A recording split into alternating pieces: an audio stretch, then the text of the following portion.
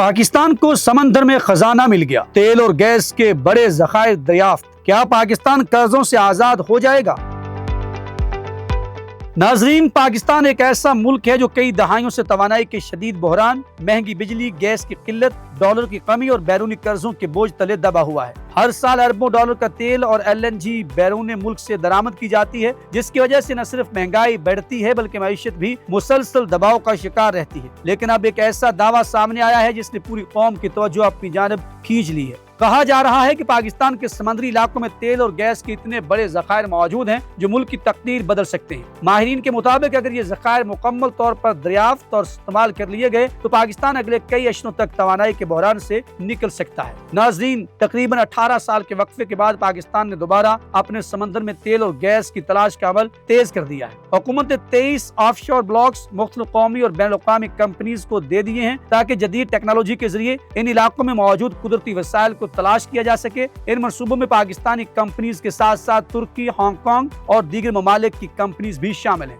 جو اس بات کا اشارہ ہے کہ عالمی سرمایہ کار ایک بار پھر پاکستان پر اعتماد کر رہے ہیں۔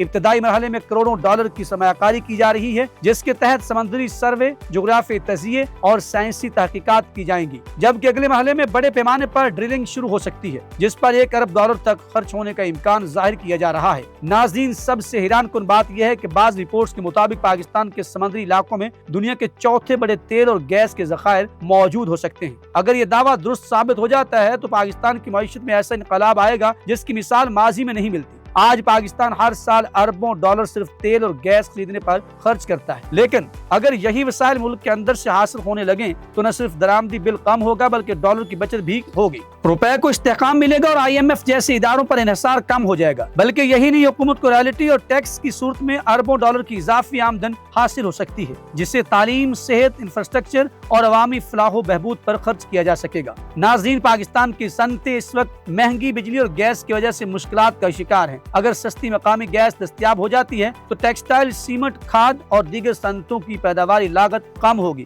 برآمدات میں اضافہ ہوگا اور لاکھوں نئی نوکریاں پیدا ہوں گی۔ ماہرین کا کہنا ہے کہ صرف توانائی کے شعبے میں ہی ہزاروں براہ راست اور لاکھوں بالواسطہ روزگار کے مواقع پیدا ہو سکتے ہیں۔ اس کے علاوہ گردشی قرضے جیسے بڑے مسئلے پر بھی قابو پایا جا سکے گا، کیونکہ بجلی بنانے کے لیے مہنگا درآمدی ایندھن استعمال کرنے کی ضرورت کم ہو جائے گی۔ ناظرین، کے منصوبہ صرف معیشت تک محدود نہیں بلکہ اس کی سفارتی اور دفاعی ساتھ بھی سامنے آ سکتے ہیں۔ اگر پاکستان توانائی کے میدان میں مضبوط ہو جاتا ہے تو خطے میں اس کی اہمیت مزید بڑھ جائے گی، خاص طور پر چین، CPEC اور مشرق وسطیٰ کے ممالک کے ساتھ تعلقات میں نئی طاقت پیدا ہوگی۔ لیکن یہاں ایک حقیقت کو نظر انداز نہیں کیا جا سکتا کہ ماضی میں بھی کچھ منصوبے ناکام ہوئے، جیسے کیکڑا 1 کی ڈرلنگ سے بڑی امیدیں وابستہ تھی مگر مطلوبہ نتائج حاصل نہ ہو سکے۔ اسی لیے اب بھی ماہرین محتاط انداز میں امید ظاہر کر رہے ہیں اور کہتے ہیں کہ اصل حقیقت مکمل ڈرلنگ اور تجارتی پیداوار شروع کرنے کے بعد ہی سامنے آئے گی۔ تاہم اس وقت جو پیش رفت ہو رہی ہے وہ پاکستان کے لیے ایک نئی امید ضرور بن چکی ہے۔ ناظرین، اگر سمندر واقعی اپنے اندر وہ خزانہ چھپائے بیٹھا ہے جس کا دعویٰ کیا جا رہا ہے تو آنے والے سال پاکستان کی تاریخ بدل سکتے ہیں۔ مہنگائی، بے روزگاری، توانائی بحران اور قرضوں کے اندھیروں سے نکل کر